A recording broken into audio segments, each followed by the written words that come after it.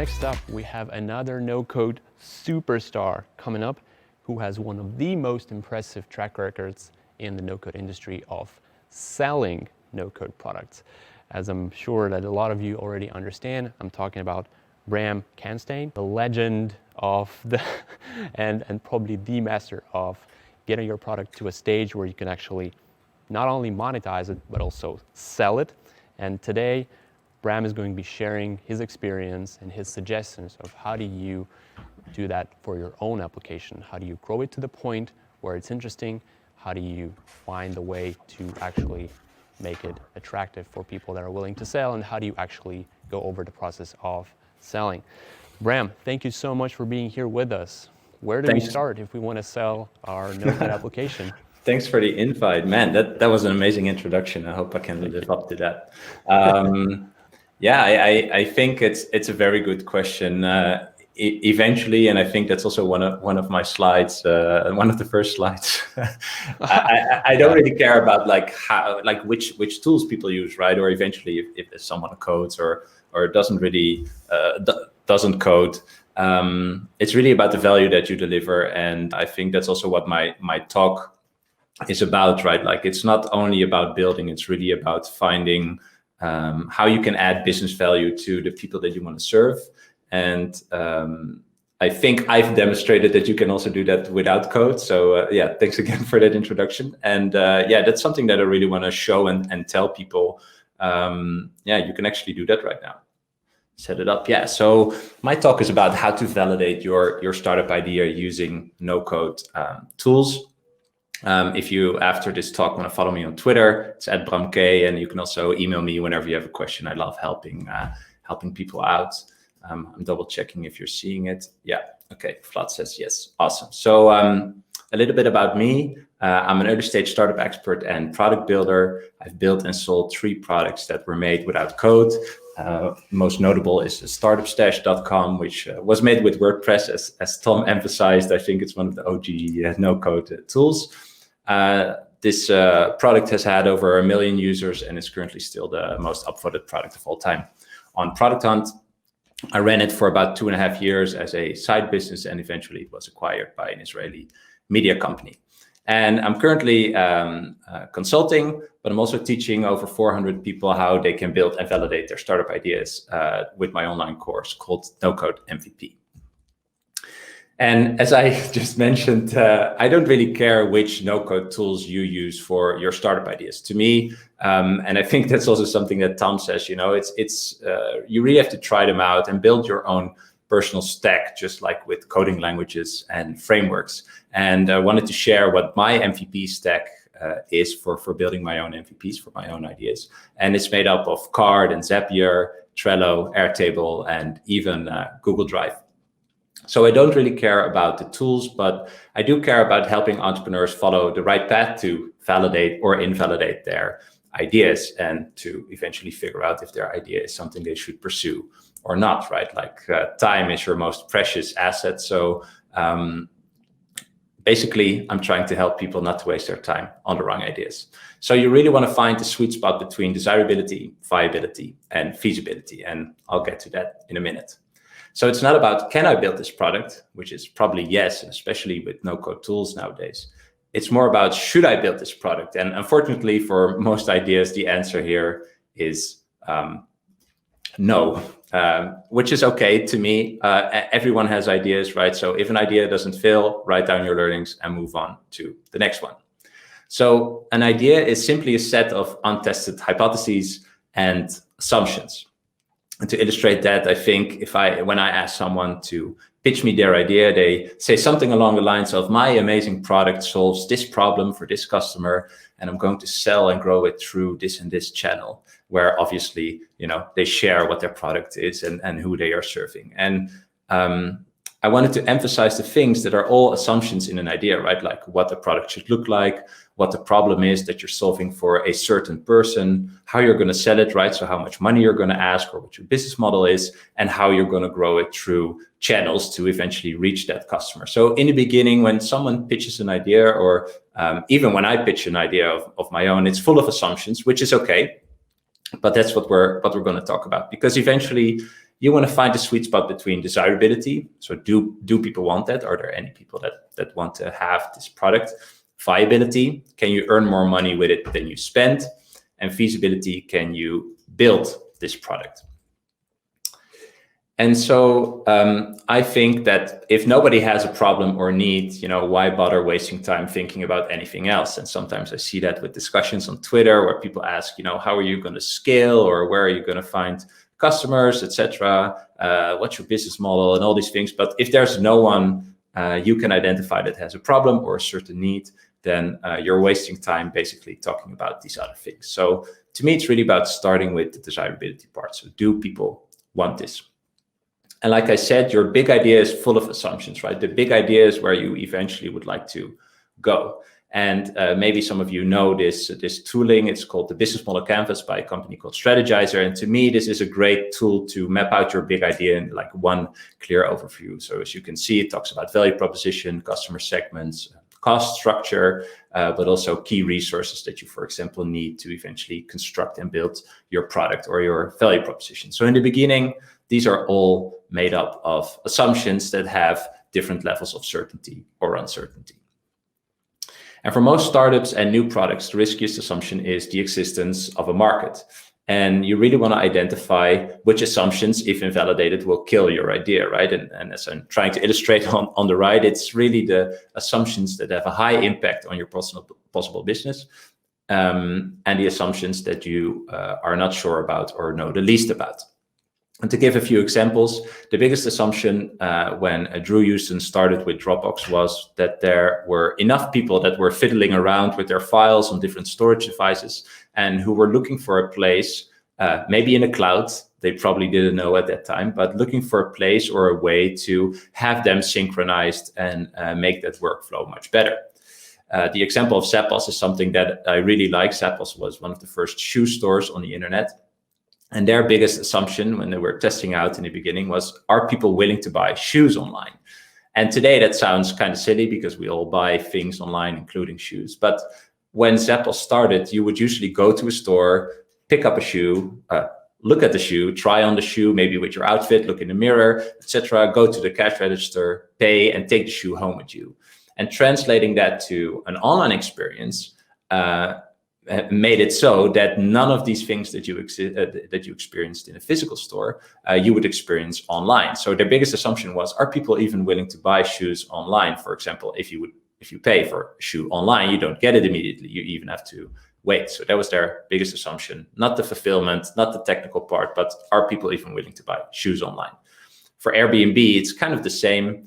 Are people willing to stay at a stranger's house as opposed to a hotel, right? Which had up to then obviously a really secure feeling. Are you willing to stay at a stranger's home?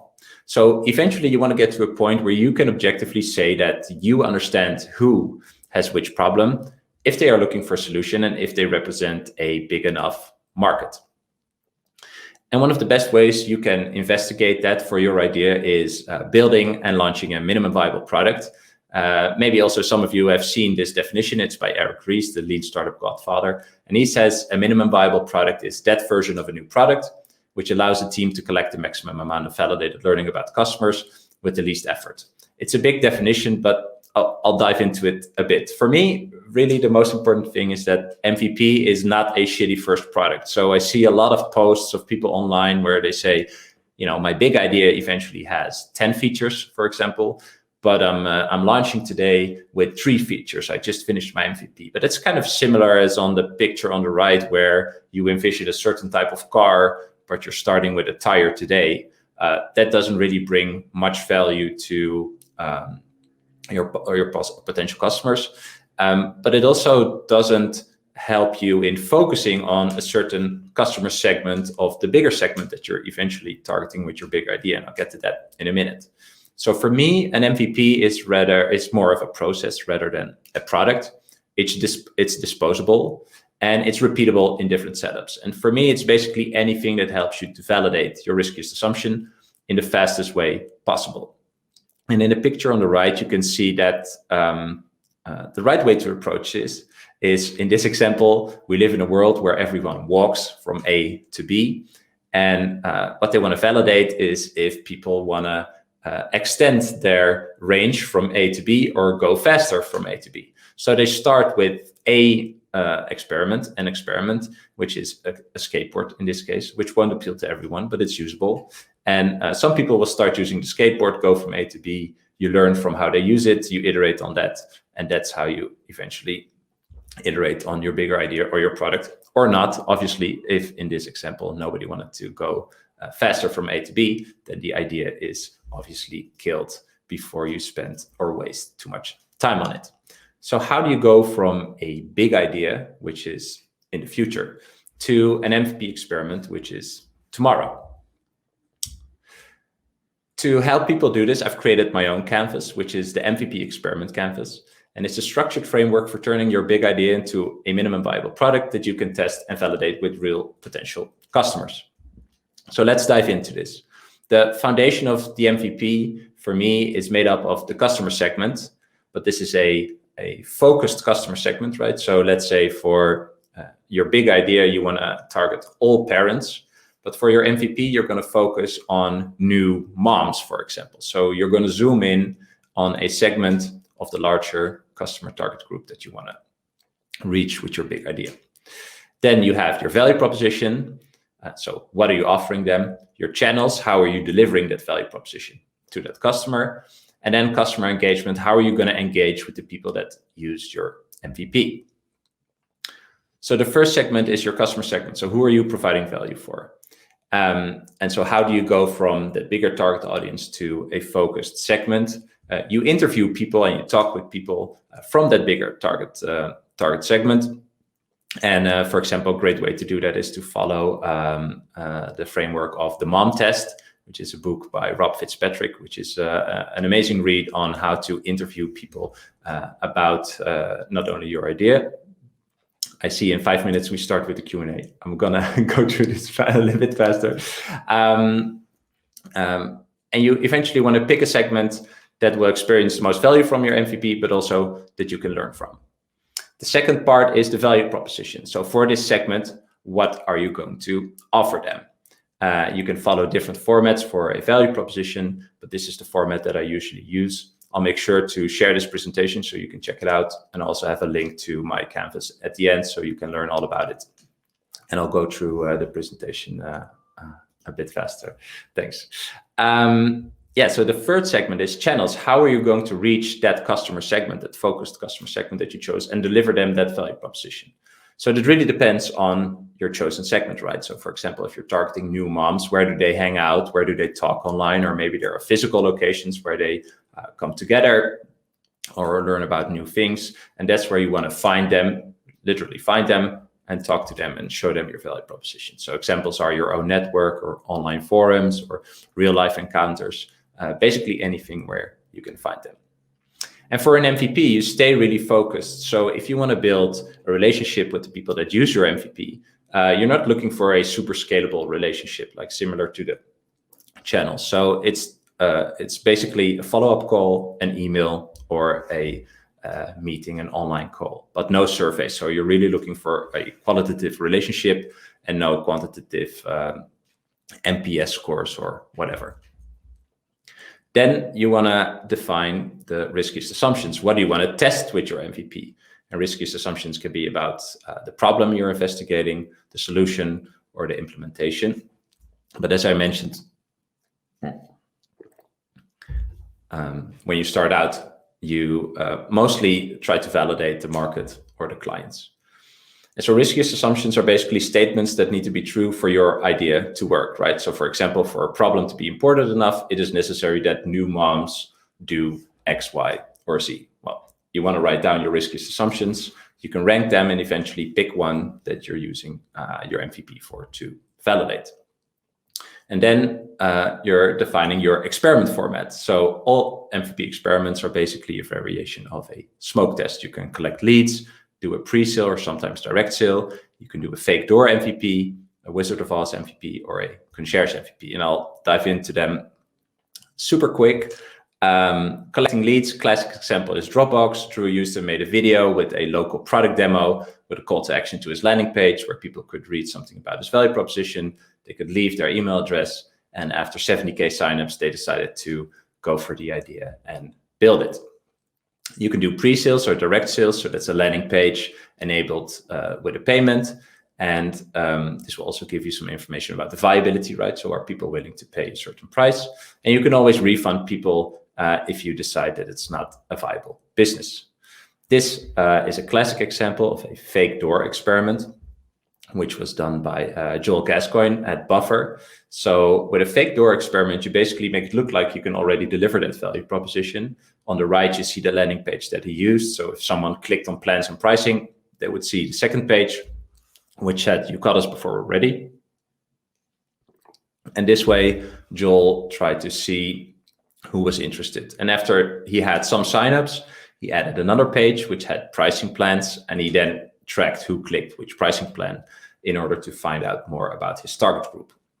And if you want to see that you can build this without code, I made a demo on bufferdemo.cart.co, made with Cart, Zapier, Airtable, and Gmail, which is similar to this landing page. And that way, I really want to show you that you can do this yourself as well without knowing how to code, obviously. Then you have a Wizard of Oz MVP experiment. This is basically where you simulate an automated delivery of your value proposition. As for example, Groupon started with one local deal with a blog, and founder Andrew Mason created the coupon documents himself and sent it to the customers with his own personal email. And then you have the Concierge MVP, which is similar to Wizard of Oz, but here customers are aware of the fact that you're doing everything manually. That's what they did with Airbnb. Founders rented out their own apartment, received and welcomed the guests, and did all the service themselves. Okay, so when you pick your MVP experiment format, eventually you also want to write down the scenario. So how does it work? Like, what are the steps you and your customer have to take? And it's really important to know that most MVP flows are not sustainable for the long run, but that's okay. Like, the basic goal is learning through your MVP experiment. And so the flow of Zappos, where the assumption was to test, are people willing to buy shoes online, was that the founder, Nick Swinburne, he made a deal with one local shoe store. He made photos of the shoes, put them online, and if there was a sale, he would go to the shoe store to buy a pair, and he shipped them to the customers manually. And that way, he added the cart, gathered feedback and evidence about this proposition, but also his assumption if people are willing to buy shoes online. Then eventually you write down your metrics. What will you measure with your MVP experiment? And you can think of visits, clicks, conversions, views. So you can measure multiple metrics, but eventually you want to write down one metric that you're going to measure that will tell you if your MVP experiment was successful or not. And how do you define success of an MVP? I really like this quote by Yuval Ariaf, and he says, true MVP success is A, uncovering long-term product potential, right? So building towards your future big idea, and being able to develop a roadmap to unlock that potential. So really creating your to-do list of things needed to do to get to that point. So something that you can say in the ninth segment is, I will run this experiment with 1,000 customers and expect that 100 of them eventually will sign up or convert or whatever you're tracking. And so when you've set your experiment up like this, it's time to build and launch your MVP through your chosen channel, right, to the customer segment that you chose, and see who's eventually using it. And so after running your experiment, you have to write down the results. So what happened, what data did you collect? And here you can refer back to the metrics that you just wrote down that you wanted to measure. And then look at your learnings and insights. So what are your key learnings and what are key surprises? Like, did anything happen that you did not expect? Did you get enough results?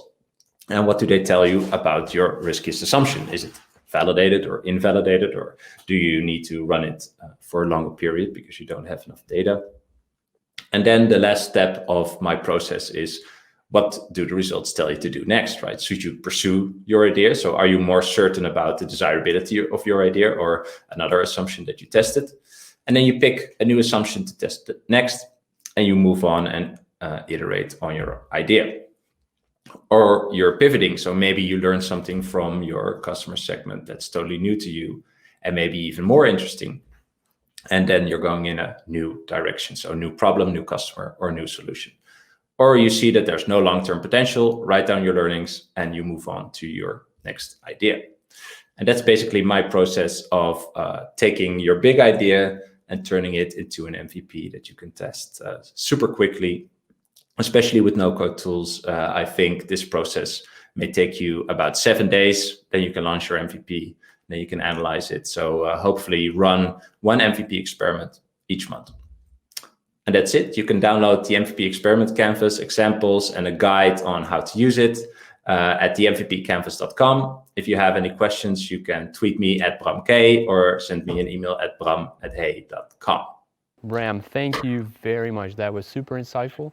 I feel like what you actually did is you basically distilled the wisdom from at least like 10 different books on startup and running your business into a really small and really clear and concise blueprint, which anyone can use to get started or to find where exactly they are currently on their way of validating their ideas.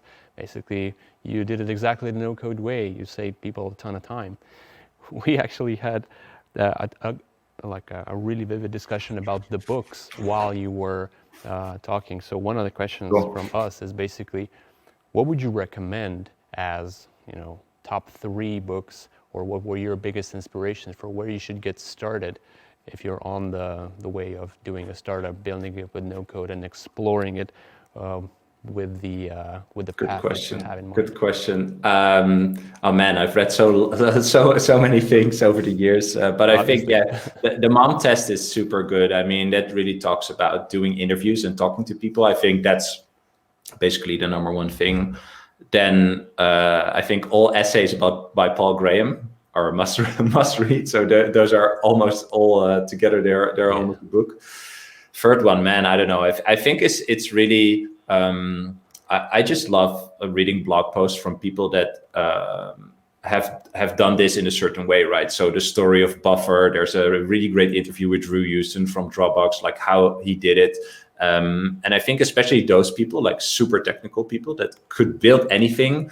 But for example, they were really conscious about the fact that they shouldn't build everything, and that's why they approach their MVP in that way. So the third one, I wouldn't say books, but maybe those two interviews are great.